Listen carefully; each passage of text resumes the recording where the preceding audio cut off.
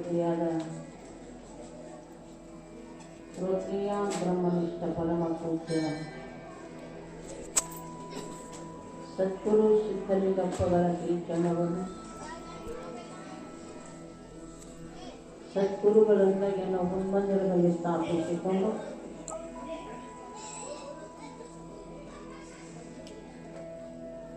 ಸಾರ್ವಭೌಮ ಜಗದ್ಗುರು ಶ್ರೀರಾಮುಲರು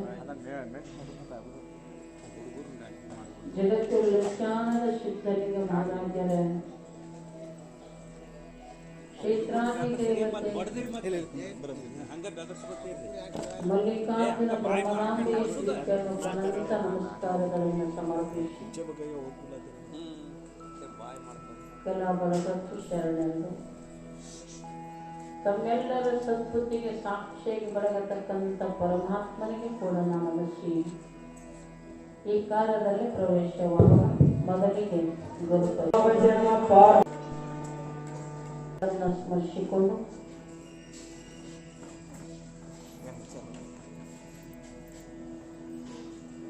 ಈ ಕಾರ್ಯದಲ್ಲಿ ಪ್ರವೇಶವಾಗೋಣ.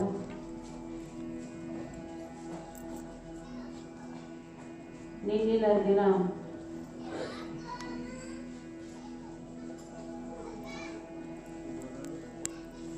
ಅನಂತರಾಯ ಶಿರಸಮ್ಮ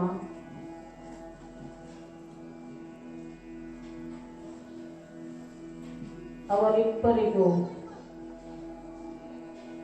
ಮಕ್ಕಳಿಲ್ಲದ ಪ್ರಯುಕ್ತ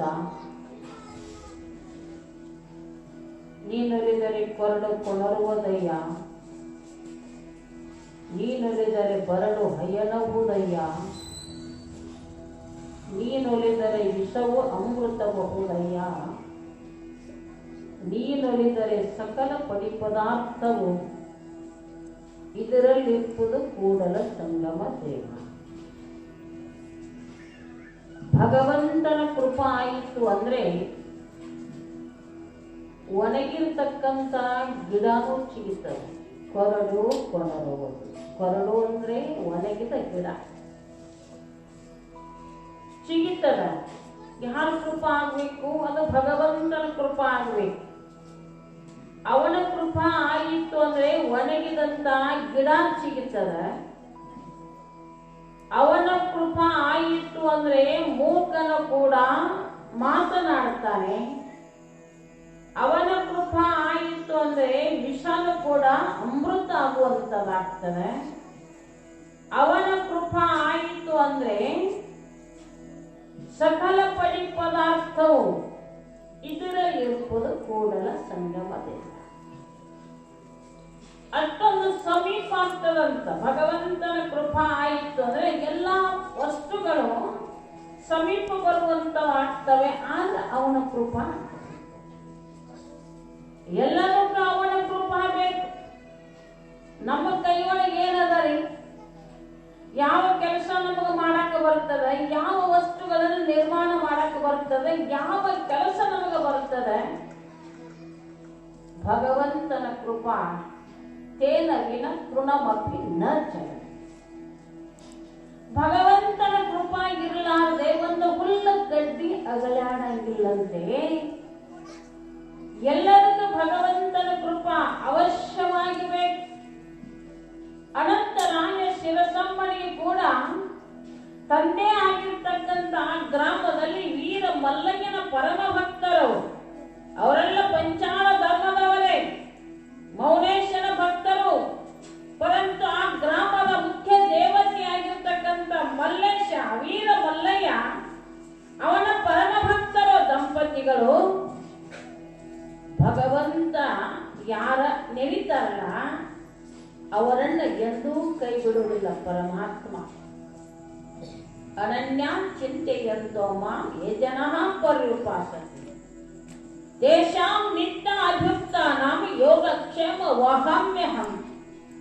ಭಗವಂತ ಹೇಳ್ತಾನೆ, ಹೇ ಅರ್ಜುನ, ಯಾರು ನನ್ನನ್ನ ಕುರಿತು ಅನನ್ಯವಾಗಿ ಪ್ರೀತಿ ಮಾಡ್ತಾರಲ್ಲ, ಚಿಂತನ ಮಾಡ್ತಾರಲ್ಲ, ಪ್ರೀತಿ ಚಿಂತನ ಪೂಜಾ ಪುನಸ್ಕಾರವನ್ನ ಮಾಡ್ತಾರಲ್ಲ, ಅವರ ಯೋಗಕ್ಷೇಮ ನಾನು ನೋಡುತ್ತೀನಿ ಅಂತ ಭಗವಂತ ಹೇಳ್ಯಾನ. ಅಂದ ಮೇಲೆ ಶರಣ ದಂಪತಿಗಳ ಯೋಗಕ್ಷೇಮ ಭಗವಂತನ ಮೇಲೆತ್ತು. ಮಹಾತ್ಮರ ವಚನ ಸುಳ್ಳಾಗಲಿಲ್ಲ. ವರ್ಷ ತುಂಬುವವರಲ್ಲಿ ನಿನಗೊಂದು ಮಗು ಆಗ್ತಾರಂತ ಶಿವಯೋಗಿಗಳು, ಸಂತರು, ಮಹಾತ್ಮರು ಆ ತಾಯಿಗೆ ಆಶೀರ್ವಾದ ಮಾಡಿ ಹೊಂಟೋಗಿದ್ರು. ಕನಸು ಬಿತ್ತು. ಕನಸಿನಲ್ಲಿ ಮಲ್ಲಯ್ಯ ಕಾಣಿಸಿಕೊಂಡ. ಶರಣ ದಂಪತಿಗಳಿಗೆ ಆಶೀರ್ವಾದ ಮಾಡಿದ, ಒಂದು ಮಗು ಆಗ್ತದ ಅಂತ ಹೇಳಿ. ಯಾಕೆ? ಪಾರ್ವತಿ ಅವತಾರ ಭೂಮಿಗೆ ಬರಬೇಕಾಗಿತ್ತು. ಹೆಣ್ಣ ಕುಲ ಉದ್ಧಾರಾರ್ಥವಾಗಿ ಭಗವಂತನ ಅವತಾರಗಳ ಹಲವಾರು ಅವತಾರ. ಪಾರ್ವತಿ ಅವತಾರ ಬೆರಳೆಣಿಕೆಯಷ್ಟು ಅವತಾರಗಳ ಅದಾವೆ. ಆ ತಾಯಿ ಶಿರಸಮ್ಮ ಗರ್ಭಿಣಿ ಆಗುವಂತವಳ. ಆ ತಾಯಿ ಗರ್ಭ ಚಿಹ್ನೆಗಳು ಕಾಣಲಿಕ್ಕೆ ಪ್ರಾರಂಭ ಮಾಡ್ತಾರೆ. ಎಲ್ಲಾ ಜನರಿಗೆ ಎಲ್ಲಿಲ್ಲದ ಸಂತೋಷ, ಎಲ್ಲಿಲ್ಲದ ಸಂತೋಷ. ಬಡವನಿಗೆ ನಿಧಿ ಸಿಕ್ಕಂತೆ, ಹಸಿದವನಿಗೆ ಅನ್ನ ಸಿಕ್ಕಂತೆ ಎಷ್ಟು ಸಂತೃಪ್ತಿ ಸಂತೋಷ ಆಗ್ತದನೋ ಅದಕ್ಕಿಂತ ಹೆಚ್ಚಿನ ಸಂತೋಷ ಊರ ಜನರಿಗೆ, ದಂಪತಿಗಳಿಗೆ, ಸಂಬಂಧಿಕರಿಗೆ ಆಗುವಂತದಾಯಿತು. ಇವಾಗ ನಂಗೆ ಅವಾಗ ದವಾಖಾನೆ ಏನಿರಲಿಲ್ಲ. ಭಗವಂತ ಕೊಡಬೇಕು, ನಾವು ತಗೋಬೇಕು ಅಷ್ಟೇ. ಶಿರಸಮ್ಮ ಗರ್ಭಿಣಿ ಆದ್ಲು. ಅನಂತರಾಯ ಪರಮಾತ್ಮನ ದಿನನಿತ್ಯ ಬೆಳಗಿನ ಜಾವ ಎದ್ದು ಆತ ದೇವಸ್ಥಾನಕ್ಕೆ ಹೋಗಿ ದೇವರನ್ನ ಪೂಜಿಸಿ ಮನೆಗೆ ಬರ್ತಿದ್ದ. ನೋಡ್ರಿ, ನಿತ್ಯ ಅವರ ಮನೆಗೆ ಶರಣರು ಬರ್ತಿದ್ರು. ಎಂತಹ ಸಂಸ್ಕಾರ ನೋಡ್ರಿ. ನಮ್ಮ ಮನೆಗೆ ಯಾರು ಬರ್ತಾರಂತೇಳಿ ಬಾಳ ಹಿಡ್ಕೊಳ್ಕೊಂಬಿಡಿ. ನಮ್ಮೂರಾಗಲ್ಲ, ಬೇರೆ ಸುದ್ದಿ ಹೇಳಕತ್ತೇನೆ. ಮತ್ತೆ ನೀವ್ ಯಾರು ಹಂಗಿಲ್ಲ. ಯಾರ್ಯಾರು ಬರ್ತಾರಂತ ಬಾಗ್ಲ ಹಿಡ್ಕೊಳು. ಒಂದೇ ಗುರುಗಳು ಪತ್ರ ಬರೆದ್ರ ಶಿಷ್ಯ ಅವ್ರು ಪಟ್ಟ ಹುಕ್ಕಿ ಅನ್ನೋ ಮಾಡ್ತಾರವರು. ಗುರುಗಳು ಪತ್ರ ಬರೆದ್ರು ಶಿಷ್ಯ, ತಮ್ಮ ನಾಯಿಗೆ ನಿಮ್ಮ ಮನೆಗೆ ಬರ್ತೀನೋ, ಮನೆಯಾಗಿರು ಅಂತ ಪತ್ರ ಬರೆದ್ರು. ಇವಾಗ ನಂಗೆ ಹಲೋ ಇರ್ಲಿಲ್ಲ. ಹಲೋ ಬಂದು ಎಷ್ಟು ಕೆಟ್ಟ ಮೋಸ ಮಾಡಕತ್ತೈತಿ ಅಂದ್ರೆ ಇಲ್ಲೇ ಇರ್ತಾನ. ಜಮಖಂಡಿ ಹೋಗಿನ, ಜಮಖಂಡಿ ಮನ್ಯಾಗ ಇರ್ತಾನ. ಅಲ್ಲೇ ಇರ್ತಾನ ಮನ್ಯಾಗ. ಎಲ್ಲಿದೆ ತಮ್ಮ? ಜಮಖಂಡಿ ಆಗದ. ಎಲ್ಲಿದೆ ತಮ್ಮ? ಸಾವಳಿಯಾಗದ. ಎಲ್ಲಿರ್ತಾನ? ಮನ್ಯಾಗ. ಅಬ್ದುಲ್ಲಾ ಚಂದ್ ನಮ್ಮ ಬಸವನ ನೋಡಕತ್ತಾನ. ಎಲ್ಲ ಅಡಿ ಅಂದ್ರೆ ಸುಳ್ಳು ಹೇಳೋದೇ ಮೊಬೈಲ್. ಅವಾಗೇನ ಹಲೋ ಗಿಲೋ ಏನಿರ್ಲಿಲ್ಲ, ಪತ್ರನ ಇತ್ತು. ಪತ್ರ ಬರೆದ್ರು ಗುರುಗಳು, ತಮ್ಮ ನಾಳಿಂದ ಬಹಳ ದಿನ ಆಯ್ತು, ಗುರುಗಳು ಭೇಟಿ ಕೊಡಬೇಕು. ವರ್ಷದಾಗ ಒಂದ್ಸಲ 2 ಸಲ ಮನೆಗೆ ಭೇಟಿ ಆಗಬೇಕು. ಗುರುಗಳು ಪಾದ ಪೂಜೆ ಮಾಡ್ಕೋಬೇಕು. ಶರಣರ ಸಂತರ ಪಾದ ಪೂಜೆ ಮಾಡ್ಕೊಂಡು ಮನೆಯೆಲ್ಲ ಶುಚಿ ಆಗ್ತವೆ, ಮನಸ್ಸು ಶುಚಿ ಆಗ್ತವೆ. ಶರಣರ ಸಂತರು ಬರ್ತಿರ್ಬೇಕು, ಹೋಗ್ತಿರ್ಬೇಕು, ಬರ್ತಿರ್ಬೇಕು, ಹೋಗ್ತಿರ್ಬೇಕು ಯಾವಾಗಲೂ ಮನೆ. ಗುರುಗಳೇನೋ ಪತ್ರ ಬರೋರು. ಆತ ಪತ್ರ ಬಂತು ಶಿಷ್ಯ. ಹುಡುಗರು ಮಾತಾಡಿ ಅಂತ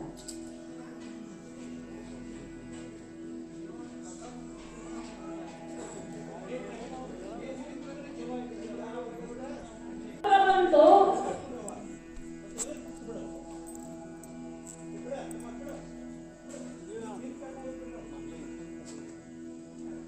ಶಿಷ್ಯ ಆಲೋಚನೆ ಮಾಡಿದ, ನಾಳೆ ನಮ್ಮ ಗುರುಗಳು ಮನೆಗೆ ಬಂದ್ರಂದ್ರೆ ಖರ್ಚಕ್ಕತಿ ಅಂದ ಶಿಷ್ಯ. ನೋಡ್ರಿ, ಮನೆಗೆ ಬಂದ್ರೆ ಪಾದ ಪೂಜೆ ಮಾಡ್ಕೋ, ಹೂ ತರ್ಬೇಕು, ಹಣ್ಣು ತರ್ಬೇಕು, ಕಾಯಿ ತರ್ಬೇಕು, ಗೊಬ್ಬರ ತರ್ಬೇಕು, ಉಳ್ಗಡ್ಡಿ ತರ್ಬೇಕು, ಎಲ್ಲ ಸಾಮಾನು ತರ್ಬೇಕು. ಅದು ಅಂದ ಪ್ರಸಾದ ಮಾಡಿಸ್ಬೇಕು, ಅದು ಅಂದ ಹೋಗಿ ಮುಂದೆ ದಕ್ಷಿಣನೂ ಕೊಡ್ಬೇಕು. ಇಷ್ಟೆಲ್ಲ ಖರ್ಚು ಯಾರು ಮಾಡೋರು? ಅದಕ್ಕೆ ಸರ್ವಜ್ಞ ಹೇಳಿದ, ದಾನವೆಂದರೆ ತಲೆಗೆ ಚಾನದಿ ಹೊಡೆದಂತೆ, ತಾನೊಂದು ತಪ್ಪು ಮಾಡಿದರೆ ದಂಡವನ್ನು ಮೌನದಿಂದ ಇವರು ಸರ್ವಜ್ಞ. ಶಿಷ್ಯ ಆಲೋಚನೆ ಮಾಡ್ತಾನೆ, ಮನ್ಯಾಗ ಇರಬಾರ್ದು ಅಂತ ಅವ ಹ್ಯಾಂತಿಗೆ ಹೇಳಿದ. ಪತ್ ಮುಗಿತಾನ ಮನೆಗೆ ಬರೋಲ್ಲ, ಗುರುಗಳು ಬಂದ್ರಲ್ಲ ಹೊರ ಹೋಗ್ಯಾನ ಅಂತ ಹೇಳ್ರಿ, ಪತ್ ಮುಗಿದ್ಯಾರ ಮನೆಗೆ ಬರ್ತಾನ ಅಂತ ಹೇಳಿ ಮನೆಯಿಂದ ಹೊರಗೆ ಬಂದ. ಎಲ್ಲಿ ಬಂದ್ರಿ? ನೇರವಾಗಿ ಪಂಚಾಯತಿಗೆ ಬಂದ. ಅವಾಗೆಲ್ಲ ಗೌಡ್ರು ಕುಲಕರ್ಣಿ ಗೌಡ್ರು ಕೂತಿದ್ರು. ಯಾಕೊತ್ತಮ್ಮ ಪಂಚಾಯತಿ ಕಡೆ ಬಂದಿ ಅಂದ್ರು. ಏನಿಲ್ರಿ ಗೌಡ್ರ, ನನಗೊಂದು ನೀವು ಸಹಾಯ ಮಾಡ್ಬೇಕ್ರಿ ಅಂದ. ಏನ್ ಮಾಡ್ಬೇಕು ಗೊತ್ತಮ್ಮ? ಇವತ್ತೊಂದು ಹೊತ್ತು ಮುಗುತ್ತಾ ನಾನು ಕೈಕಾಲು ಕಟ್ಟಿ ಕೋಲೆಲ್ಲ ಹೋಗಿಬೇಕ್ರಿ ಅನ್ನ. ನೋಡ್ರಿ, ಕೈಕಾಲು ಕಟ್ಟಿ ಕೋಲೆಲ್ಲ ಹೋಗ್ಬೇಕು. ಯಾಕೆ? ಮನೆಗೆ ಸಾಂಬಾಳ ಬರ್ತಾರ, ಅವ್ರಿಗೆ ಖರ್ಚು ಹಾಕಕ್, ಅವ್ರಿಗೆ ದಕ್ಷಿಣ ಕೊಡ್ಬೇಕು. ಅದನ್ನ ತಪ್ಪಿಸೋ ಸಲುವಾಗಿ ಕೈಕಾಲು ಕಟ್ಟಿಸ್ಕೊಂಡು ಪಂಚಾಯತಿ ಒಳಗ್ ಬೀಳ ಇವ ಮನುಷ್ಯ. ಗೌಡಂದ, ಯಾಕೋ ಏನು ತಪ್ಪು ಮಾಡಿದ್ದಲ್ಲ, ನಿನ್ನ ಕೈಕಾಲು ಕಟ್ಟಬೇಕು ಅಂದ್ರೆ ಒಟ್ಟ ನೀವೇನು ವಿಚಾರ ಮಾಡಬೇಡ್ರಿ, ಇವತ್ತು 6 ಗಂಟೆ ತನಕ ಅಟ್ಟರಿ ನಾನು ಕೈಕಾಲು ಕಟ್ಟಿ ಒಳಗ ಹೋಗಲ್ಬಿಡ್ರಿ ಹೇಳಕತ್ತೇನಂದ್ರೆ. ಮತ್ತೆ ಗೌಡ ಅಲ್ಲೇ ಇದ್ದ ವಾಲಿಕಾರ. ಅವ್ನು ಹೇಳಿ ಅವ್ನು ಕೈಕಾಲು ಕಟ್ಟಿ ಒಳಗೆ ಹೋಗಿ, ಯಾಕೋ ಒಳಗೆ ಹೋಗ್ಯಾನಂತಾನೆ ಒಳಗೆ ಹೋಗಿ ಕೈಕಾಲು ಕಟ್ಟಿದ್ರು. ಒಳಗೆ ಹೋಗೋದು 10 ಗಂಟೆ ಆಯ್ತು. ಗುರುಗಳ ಮನೆಗೆ ಬಂದ. ಮನೆಗೆ ಬಂದು ಹಾಡ್ತಿ ಒಬ್ಬಕ್ಕೆ ಆಯ್ತಂದ, ಗುರುಗಳೇ ನಿಮ್ ಶಿಷ್ಯನೇ ಇಲ್ಲ ಮನ್ಯಾಗ. ಎಲ್ಲಿ ಹೋದೇವ ಅಂದ್ರು.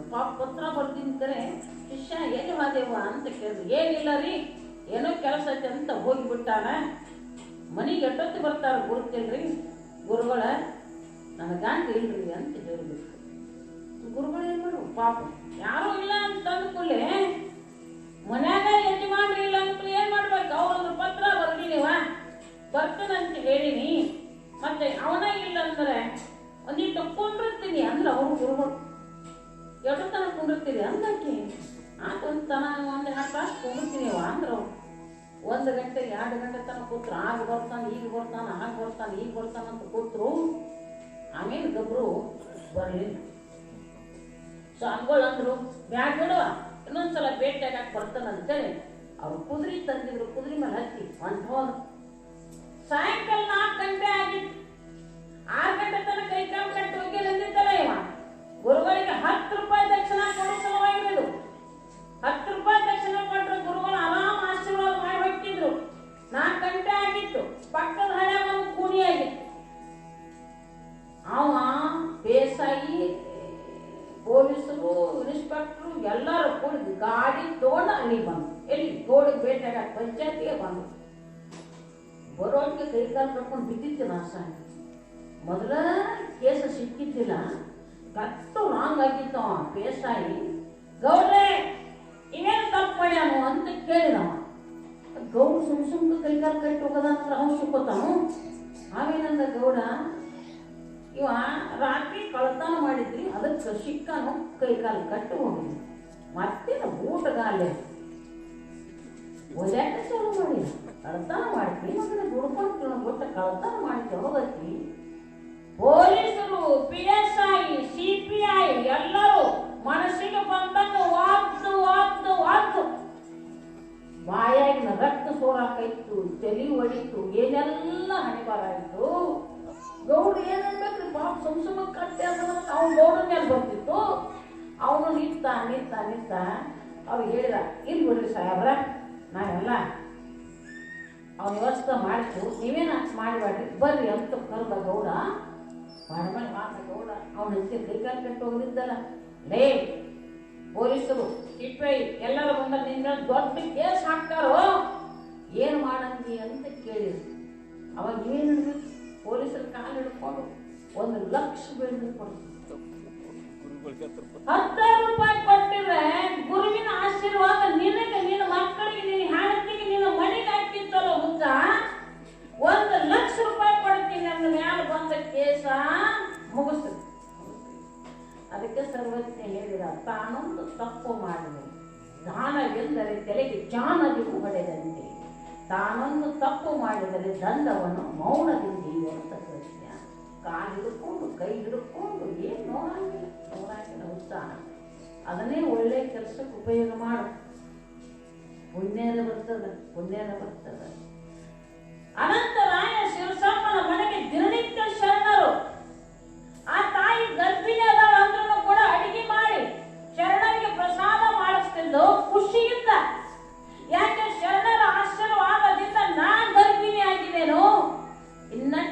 ಆಶೀರ್ವಾದ ಆಗಲಿ ಅಂತೇಳಿ ಆ ತಾಯಿ ನಿತ್ಯ ಬಂದಂತ ಶರಣ ಸಂತಕ್ಕೆ ಪ್ರಸಾದ ಮಾಡ್ತಾಳ, ಭಜನೆ ಕೇಳ್ತಾಳ, ಅವ್ರ ಬಾಯಿಂದ ಶಾಸ್ತ್ರವನ್ನ ಕೇಳ್ತಾಳೆ, ಪುರಾಣವನ್ನ ಕೇಳ್ತಾಳೆ, ಭಜನೆಯನ್ನೇ ಮಾಡ್ತಾಳ ತಾಯಿ.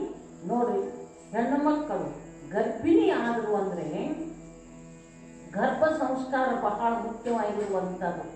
ಮಕ್ಕಳಿಗೆ ಯಾಕೆ ತಿಳುವಳಿಕೆ ಬರೋದಿಲ್ಲ, ಯಾಕೆ ಒಳ್ಳೆ ಸಂಸ್ಕಾರ ಬರೋದಿಲ್ಲ ಅಂತಂದ್ರೆ ಗರ್ಭವತಿಯಾಗಿರ್ತಕ್ಕಂಥ ಹೆಣ್ಮಕ್ಕಳು ಟಿವಿ ಮುಂದೆ ಕುಂಡ್ರದಂತಿ ಅದ್ರಾಗ ಏನ್ ಹೇಳ್ತಾವ ರೊಟ್ಟಿ, ಎಂತ ರೊಟ್ಟಿ, ದೊಡ್ಡ ರೊಟ್ಟಿ, ಹಾಸಿಗೆ ಬಿಟ್ಟು ಅಗದಾಡಂಗಿಲ್ಲ, ಮಕ್ಕೊಂಡಲ್ಲ ಮಕ್ಕೊಂಡು ಅಲ್ಲೇ ಹೊಟ್ಟೆ ಹರಿತಾರೆ. ಮತ್ತೆ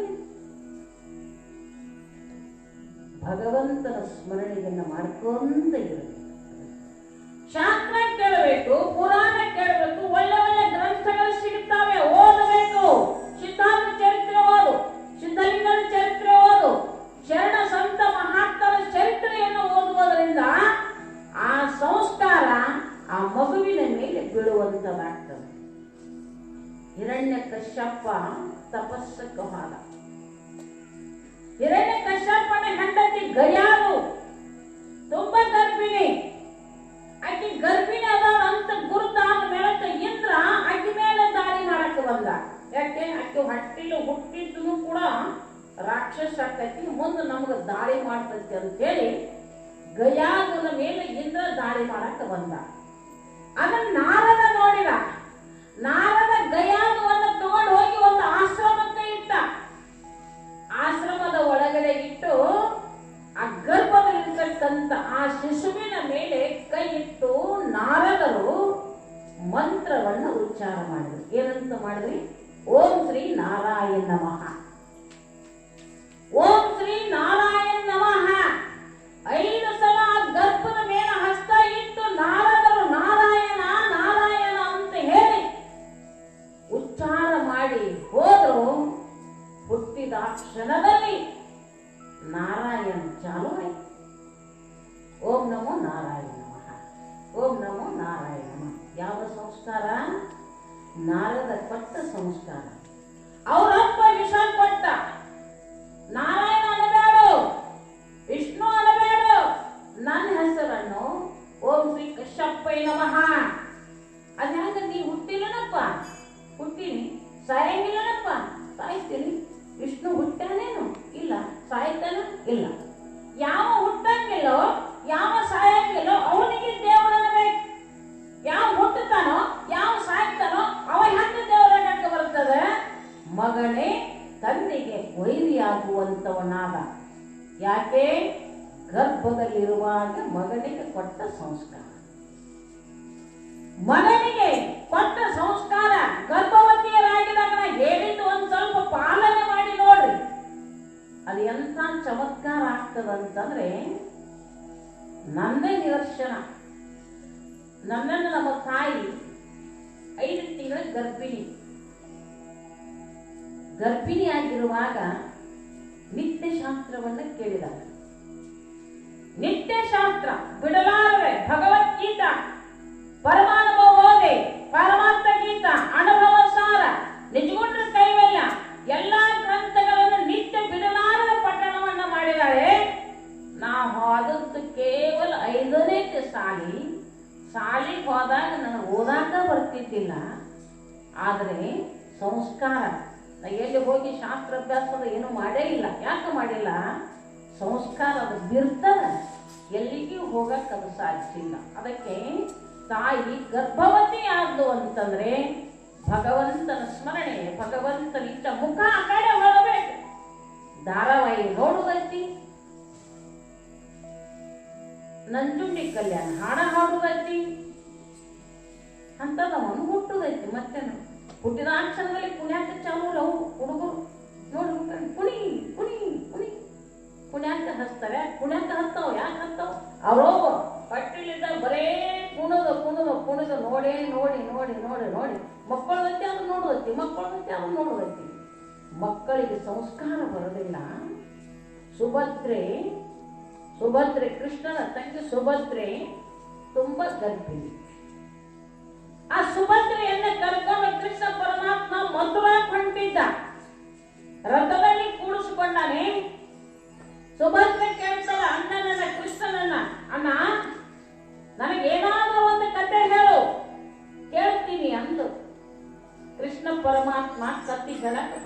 ಮಾಡಿದ. ಏನು ಕತ್ತಿ ಹೇಳಕತ್ತಿದ?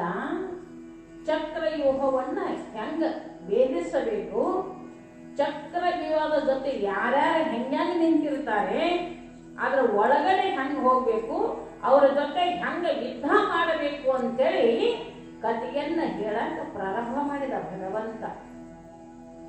ಆಕೆ ಹೋ ಹೋ ಹೋ ಅನ್ಕೊಂತ ನಿದ್ದೆ ಮಾಡಕ್ ಪ್ರಾರಂಭ ಮಾಡಿದ. ನೋಡ್ರಿ, ಆಕೆ ನಿದ್ದೆ ಆಯ್ತು. ಒಳಗಡೆ ಇರ್ತಕ್ಕಂಥ ಕೂಸ ಹೂ ಅನ್ನಕೈತು. ನೋಡ್ರಿ ಯಾಕಂದ್ರೆ ಕೂಸ ಹೂ ಅನ್ನಕೈತು. ಕೃಷ್ಣನಿಗೆ ಆಶ್ಚರ್ಯ. ಹೂ ಅನ್ನೋ ಶಬ್ದ ಬೇರೆ ಬರಕಿತ್ತಲ್ಲ, ತಂಗಿ ಹೂ ಅನ್ನೋದು ಬೇರೆ, ಆ ಮಗು ಅನ್ನೋ ಹೂ ಅನ್ನೋದು ಬೇರೆ, ಹೂ ಅನ್ನೋ ಶಬ್ದ ಬೇರೆ ಬರಕೈತು. ಕೃಷ್ಣ ಪರಮಾತ್ಮ ತಿರುಗಿ ನೋಡ್ತಾನ, ಸುಭದ್ರೆ ಮಲ್ಕೊಂಡಿದ್ದು. ಹೂ ಅಣ್ಣವ, ನೀ ಯಾರು ಅಂತ ಕೇಳ. ಅವಾಗ ಹೊಟ್ಟಾಗಿದ್ದದ ಮಗು ಕೇಳ್ತದ, ನೀ ಯಾರ ಅಂತ ಕೇಳ್ತಿರವು. ನಾನು ಕೇಳಕತ್ತಿಯಲ್ಲ, ನೀ ಯಾರ? ಕೃಷ್ಣ ಪರಮಾತ್ಮ ಹೇಳಿದ, ನೀ ಬರ್ತೀಯಲ್ಲ, ನಿನಗೆ ನಾ ಸಾಧನ ಮಾವ ಅಂತ ಹೇಳಿದ ಕೃಷ್ಣ ಪರಮಾತ್ಮ. ಅವಾಗ ಮಗು ಹೇಳ್ತದ, ಹುಟ್ಟಿ ಬಂದ ಮಲಸ ಏನ್ ಮಾಡ್ತಿ ಅಂತ ಕೃಷ್ಣ ಕೇಳಿದ ಆ ಮಗುವಿನನ್ನ. ಕೃಷ್ಣನಿಗೆ ಆ ಮಗು ಹೇಳ್ತದ, ನೀ ಹುಟ್ಟಿ ಬಂದು ಏನ್ ಮಾಡಿದಿ ಅಂತ ಕೇಳ್ತದ ಮಗು. ಕೃಷ್ಣ ಹೇಳ್ತಾನೆ, ನಾ ಹುಟ್ಟಿ ಬಂದ ನನ್ನ ಮಾವನಾದ ಕಂಸನನ್ನ ಕೊಂದು. ಇದು ಅಂತೂ ಹೊಟ್ಟಾಗಿದ್ದು, ನಾನು ನಮ್ಮ ಮಾವನ ಕೊಳ್ತೀನಿ ಅಂತ ಕೃಷ್ಣ ಪರಮಾತ್ಮ ಇದ್ದಿದ್ದ ಅಸತ್ಯ ಆಗ. ಮುಂದೆ ಮಹಾಭಾರತದ ಯುದ್ಧದಲ್ಲಿ ಚಕ್ರವ್ಯೂಹದ ಯುದ್ಧವನ್ನ ಅಭಿಮನ್ಯು ಎಲ್ಲೂ ಕರೀಲೇ ಇಲ್ಲ. ಯುದ್ಧ ಪ್ರಸಂಗ ದ್ರೋಣಾಚಾರಿ, ಕೃಪಾಚಾರಿ, ದುರ್ಯೋಧನ, ದುಶಾಸನ, ಕರ್ಣ ಮೊದಲಾದಂತವರು ಸೂರರು ಚಕ್ರವ್ಯೂಹವನ್ನ ಬೇಡಿಸಿ ಯುದ್ಧ ನಡೆಸಿದ್ರು. ಅದ್ರ ಒಳಗಡೆ ಹೋಗೋರು ಯಾರೂ ಇರಲಿಲ್ಲ. ಅರ್ಜುನ ಒಬ್ಬಳಿಗೆ ಅದು ಗೊತ್ತ. ಯುದ್ಧ ಮಾಡ್ಕೋತ ಬೇರೆ ಕಡೆ ಹೋಗಿದ್ದಾವ. ಇಲ್ಲದೆ ಎಲ್ಲಾ ಪಾಂಡವರನ್ನ ಸೆರೆ ಹಿಡಿಗೋಸ್ಕರವಾಗಿ ಆ ಯುದ್ಧವನ್ನು ಹೂಡಿದ್ದ ದ್ರೋಣಾಚಾರಿ. ಅಭಿಮನ್ಯುಗೂ ಮಾತ ಎಲ್ಲಿ ತನಕ ಕೆಡಿಸಿತ್ತು, ಯುದ್ಧ ಹೆಂಗ ಮಾಡೋದು ಅಷ್ಟೇ ಗುರುತಾಗಿತ್ತು. ಒಳಗಡೆ ಹೆಂಗ್ ಹೋಗುದು ಅಂತ ಗುರುತಾಗಿತ್ತು. ಅಲ್ಲಿ ಹೋದ್ಮೇಲೆ ಹೆಂಗ ನಿಂತಿರ್ತಾರಂತ ಅದು ಗುರುತಾಗಿತ್ತು. ಯುದ್ಧ ಮಾಡ್ತಾ ಮಾಡ್ತಾ ಹೊರಗಡೆ ಬರೋ ದಾರಿ ಗುರುತಾಗಿದ್ದಿಲ್ಲ ಅವನಿಗೆ. ಯಾಕೆ ಗುರುತಾಗಿದ್ದಲ್ಲ? ಕತೆ ಅಟ್ಟಕ್ಕೆ ಮುಕ್ತಾಯ ಆಗಿತ್ತು. ಹೂ ಅನ್ನೋ ಶಬ್ದ ಬ್ಯಾರೆ ಬರಾಕತ್ತಾನ. ಕೃಷ್ಣ ಅಟ್ಟಕ್ಕೆ ಮಟಕ್ ಮಾಡಿದ್ದ. ಅಭಿಮನ್ಯು ಚಕ್ರವ್ಯೂಹವನ್ನು ಭೇದಿಸಲಿಕ್ಕೆ ಒಳಗಡೆ ಹೋದ. ವೈದ್ಯಗಳ ಜೊತೆ ಹೋರಾಡ್ತಾ ಹೋರಾಡ್ತಾ ಹೊರಗೆ ಬರೋ ಮಾರ್ಗ ಗೊತ್ತಾಗಲಿಲ್ಲ. ಅಭಿಮನ್ಯು ಅಲ್ಲೇ ಸಾಯುವಂತ ಮಾಡ. ಗರ್ಭದಲ್ಲಿರುವಂತ ಕತೆ ಹೊರಗಡೆ ಬಂದು ಯುದ್ಧವನ್ನ ಮಾಡಿದ ವೀರ ಅಭಿಮನ್ಯು. ಹಾಗೆ ಗರ್ಭವತಿಯರಾಗಿರ್ತಕ್ಕಂಥ ಹೆಣ್ಣು ಮಕ್ಕಳಿಗೆ ಒಂದು ಒಳ್ಳೆಯ ವಾತಾವರಣ, ಒಳ್ಳೆಯ ಸಂಸ್ಕಾರ, ಒಳ್ಳೆ ರೀತಿ, ಒಳ್ಳೆ ನೀತಿ, ಧರ್ಮ, ಅರ್ಥ, ಕಾಮ, ಮೋಕ್ಷ ಇವುಗಳ ಅರ್ಥವನ್ನ ಮಕ್ಕಳಿಗೆ ಗೊತ್ತಾಗಬೇಕಾಗಿತ್ತು. ಅಂದ್ರೆ ಗರ್ಭವತಿಯರಾಗಿರುವಾಗಲೇ ಆ ಕಾರ್ಯಗಳನ್ನು ಮಾಡಬೇಕಾಗ್ತದ. ಅನಂತರಾಯ ಶಿರಸಮ್ಮನ ಕೂಡ ತಾಯಿ ಶಿರಸಮ್ಮನಿಗೆ ದಿನನಿತ್ಯ ಇವುಗಳ ಜೊತೆಯಾಗಿ ನೋಡಿ, ಯಾವತ್ತು ಪರಮಾತ್ಮನ ಪೂಜೆ, ಓಂ ನಮ ಶಿವಾಯ ಅಂತಕ್ಕಂಥ ಓಂಕಾರ ಬರೆಯೋದಾಗಲಿ, ಹಾಡೋದಾಗಲಿ, ಅನ್ನೋದಾಗಲಿ ತಾಯಿ ಶಿರಸಮ್ಮನ ಕೆಲಸ ಯಾವುದೂ ಇಲ್ಲ. ಅದನ್ನೇ ಮಾಡ್ತಾ ಮಾಡ್ತಾ ಮಾಡ್ತಾ ತಾಯಿ ಕಾಲಹರಣ ಮಾಡ್ತಾರೆ. ನವಮಾಸಗಳು ತುಂಬುತ್ತಾರೆ ತಾಯಿಗೆ. 9 ತಿಂಗಳು 9 ದಿವಸ ಆದ ಮೇಲೆ ಹೇರಿಗೆ ಬೇಡಿ ಪ್ರಾರಂಭ ಆಗ್ತದೆ ಶಿರಸಮ್ಮನಿಗೆ. ಇವಾಗಿನ ಕಾಲದಾಗ ಅವಾಗೆಲ್ಲ ದವಾಖಾನೆಗಿರಲಿಲ್ಲ. ಊರಾಗ ಸ್ಕೂಲ್ ಗಿತ್ತಿಯರು ಅಂತ ಇರ್ತಿದ್ರು. ಅವ್ರಿಗೇನು ₹1 ಬೇಕಾಗಿಲ್ಲ, ಏನು ಬೇಕಾಗಿಲ್ಲ. ಒಂದು 8-10 ಮಂದಿ ಇರ್ತಿರ್ತಾರೆ ಕಂಪನಿ. ಅವರೆಲ್ಲ ಗೋಳೆ ಆಗ್ತದೆ. ಅವಾಗಿ ಹೆಣ್ಮಗಳು ಬ್ಯಾಣಿ ತಿನ್ನಕತ್ತಿದ್ದದು.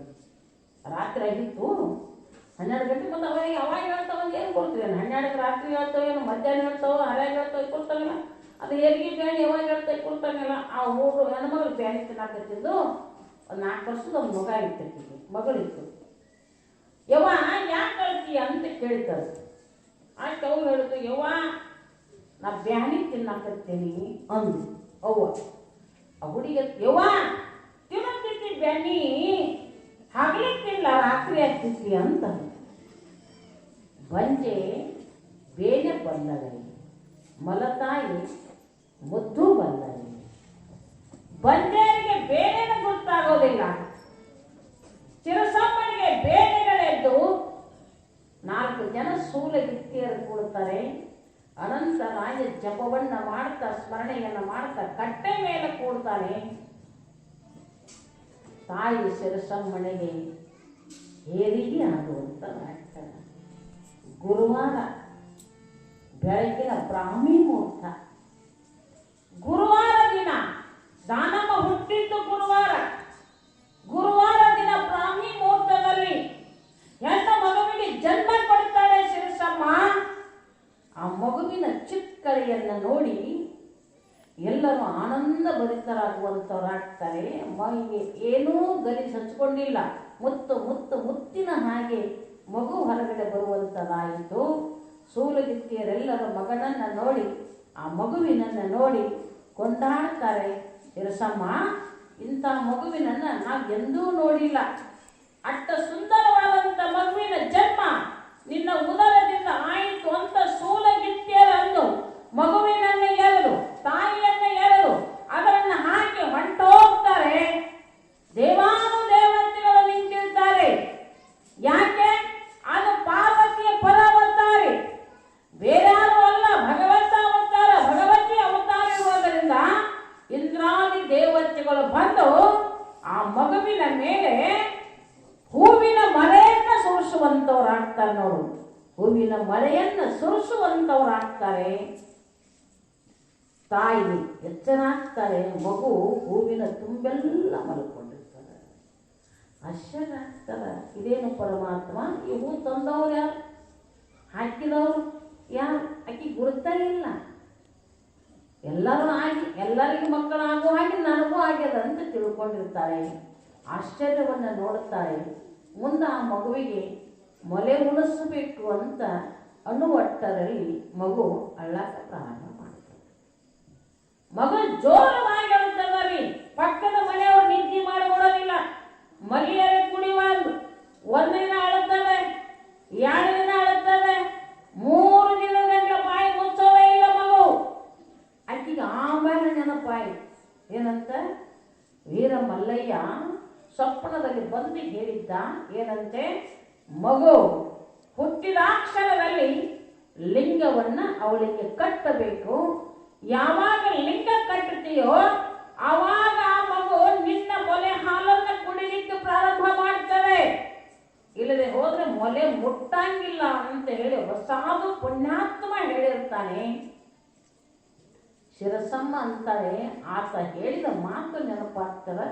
ಬೇಕಲ್ಲ, ಯಾರಿಗೆ ಟೈಮ್ನಾಗ ಬರ್ತಾರಂತೇಳಿ ಅನಂತರಾಯ ಹೊರಗಡೆ ಕೂತಾನೆ. ಶಿರಸಮ್ಮ ಮಗುವಿನನ್ನ ತನ್ನ ತೊಡೆ ಮೇಲೆ ಹಾಕೊಂಡು ಕಣ್ಣಾಗ ನೀರು ಹಾಕ್ತಾಳೆ. ಮಲಿ ಕುಡಿಬಾರ್ದು, ಆ ಅನ್ನ ಬಾಯಿ ಮುಚ್ಚಬಾರ್ದು. ಹಿಂಗಿರುವಂತ ಪ್ರಸಂಗದಲ್ಲಿ ಹೊರಗಡೆ ಒಬ್ಬ ಸಾಧು ಪುಣ್ಯಾತ್ಮ ಭಿಕ್ಷಾಂದೇಹಿ ಅಂತ ಕೂಗಿದ. ಆ ಭಿಕ್ಷಾಂದೇಹಿ ಅಂತ ಕೂಗಿದಾಗ ಅನಂತರಾಯ ಶಿರಸಮ್ಮನಿಗೆ ಎಲ್ಲಿಲ್ಲದ ಸಂತೋಷ ಆಗುವಂಥದ್ದಾಗ್ತದೆ. ಓಡಿ ಹೋಗಿ ಅವನ ಪಾದಕ್ಕೆ ಹಣಿ ಹಚ್ಚಿ ನಮಸ್ಕಾರ ಮಾಡ್ತಾರೆ. ಯಪ್ಪ, ಸಾಕ್ಷಾತ್ ವೀರ ಮಲ್ಲಯ್ಯನೇ ನಿನ್ನನ್ನ ಕಳಿಸಿದ್ದಾನೆ.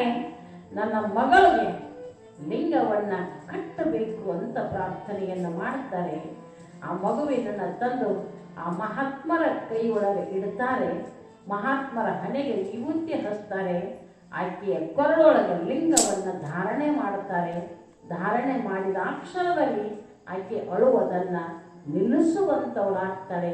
ಆ ನಿಲ್ಲಿಸಿದ ಮೇಲೆಗೆ ಆ ತಾಯಿಗೆ ಮೊಲೆ ಕುಡಿಲಿಕ್ಕೆ ಪ್ರಾರಂಭ ಮಾಡ್ತಾಳೆ. 13 ದಿನಗಳ ಗತಿಸ್ತವೆ. 13ನೇ ದಿನಕ್ಕೆ ಎಲ್ಲ ರೀತಿ ನೀತಿ ಪ್ರಕಾರವಾಗಿ ಮಗುವಿಗೆ ನಾಮಕರಣ ಮಾಡೋದು ಎಲ್ಲರೂ ಒಂದು ರೀತಿಯಲ್ಲಿ. ಹುಟ್ಟಿದಾಕ್ಷಣದಲ್ಲಿ ಒಂದು ಮಗುವಿಗೆ ನಾಮಕರಣ ಬೇಕು, ಹೆಸರು ಬೇಕು. ಹೆಸರ ಬೇಕದು ಎದಕ್ಕೆ ಬೇಕು? ಇನ್ನೊಬ್ಬರ ಕರೆಯಾಕಬೇಕು. ಇಲ್ಲಿಗೆ ಏ ಮನುಷ್ಯ ಅನ್ಬೇಕಾಗ್ತದ. ಅದಕ್ಕೆ ಇನ್ನೊಬ್ಬರ ಕರೆಗೋಸ್ಕರವಾಗಿ ಆಕೆಗೆ ನಾಮಕರಣ ಮಾಡುವಂಥ ಕಾರ್ಯಕ್ರಮ ವೈಭವಯುತವಾಗಿ ಅನಂತರಾಯ ಶಿರಸಮ್ಮನ ಮನೆ ಮುಂದೆ ಹಂದರವನ್ನು ಹಾಕಿ ಊರ ಜನರನ್ನು ಕರೆಸಿ ವೈಭವಯುತವಾಗಿ ತೊಟ್ಟಿಲ ಉತ್ಸವ ಕಾರ್ಯಕ್ರಮವನ್ನು ನೆರವೇರಿಸುವಂಥವರಾಗ್ತಾರೆ. ಆ ತಾಯಿಗೆ ಮೊದಲಿಗೆ ದಾನಮ್ಮ ಅಂತಲ್ಲ, ಆ ಮಗುವಿಗೆ ಹೆಸರಿಡೋದು ಏನಂತ ಹೆಸರಿಡ್ತಾರೆ ಅಂದರೆ ಲಿಂಗಮ್ಮ ಅಂತ ಆಕೆ ಹೆಸರು. ಮೊದಲಿಗೆ ಕರೆದಿದ್ದೆ ಆಕೆ ಹೆಸರು ಲಿಂಗಮ್ಮ, ದಾನಮ್ಮ ಅಲ್ಲ. ಆಮೇಲೆ ದಾನಮ್ಮ ಆಗುವಂಥವಳಾಗ್ತಾಳೆ. ಇನ್ಮೇಲೆ ನಮ್ಮ ತಾಯಿಯಂದಿರೆಲ್ಲ ತೊಟ್ಟಿಲೋತ್ಸವದ ಕಾರ್ಯಕ್ರಮದಲ್ಲಿ ಪಾಲ್ಗೊಂಡು ವರ್ಷಾಚರಣೆ ಕಾರ್ಯಕ್ರಮ ಹೆಂಗೆ ಮಾಡ್ತಿರಲ್ಲ ಹಾಗೆ ತಾವು ಕೂಡ ಕಾರ್ಯಕ್ರಮದಲ್ಲಿ ಪಾಲ್ಗೊಳ್ಳಿ. ಯಾರು ಜೋಗಳ ಪದ ಹಾಡೋರು ಹಾಡ್ರಿ, ಆಮೇಲೆ ನಾನು ಒಂದು ಹಾಡ್ತೀನಿ, ನಮ್ಮ ಗವಾಯಿಗಳು ಒಂದು ಹಾಡ್ತಾರೆ, ಆಮೇಲೆ ಮಹಾಮಂಗಳಾರತಿ ಮಾಡಕ್ಕೆ ಬರ್ತಾರೆ. ಕಾರ್ಯಕ್ರಮದಲ್ಲಿ ಪಾಲ್ಗೊಳ್ಳಿ. ಜೈ ಮಂಗಲಂ ಜೈ ನಮ ಪಾರ್ವತಿ ಪದೇಶ್ವರರ ಮಹಾದೇವ್.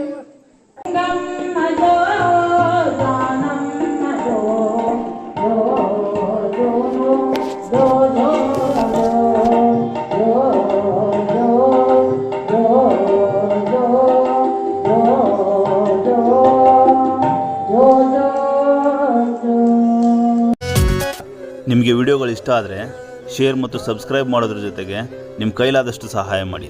1, 2, 5 ನಿಮ್ಗೆ ಎಷ್ಟಾಗುತ್ತೋ ಅಷ್ಟು. ನೀವು ತೋರುವ ಈ ಪ್ರೀತಿ ಮತ್ತು ನೀವು ನೀಡುವ ಈ ಪ್ರೋತ್ಸಾಹಧನ ಇನ್ನಷ್ಟು ವಿಡಿಯೋಗಳನ್ನು ಮಾಡೋದಕ್ಕೆ ನಮಗೆ ಅನುಕೂಲ ಆಗ್ತವೆ. ಎಲ್ಲರಿಗೂ ನಮಸ್ಕಾರ. ಜೈ ಹಿಂದ್, ಜೈ ಕರ್ನಾಟಕ.